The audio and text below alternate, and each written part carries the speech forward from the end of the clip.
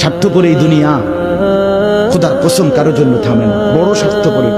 হ্যাঁ, যেদিন বাপের জানাজা পড়ে, যেদিন বাপের লাশ কবরে দাফন করে, সেদিনও বংশধর সন্তান ছেলে মেয়ে ঘন্টা খানিক 2-4 ঘন্টা কাইন্দা কাটটা হইল, রাতের বেলা ঠিকই ভাত খায়। হ্যাঁ, পাশের ঘর থেকে খানা আনে, ওরা ঠিকই খায়। স্বার্থপর দুনিয়া থামে না রে ভাই, থামে না দুনিয়া। ওই জন্য আমাদের কারোর জন্য থামবে না।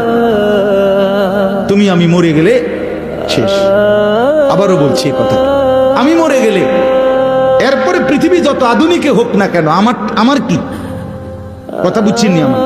আমি মরার পরে যদি সবার ঘর স্বর্ণের বাড়ি হয়ে যায় তো আমার লাভ হইল কি?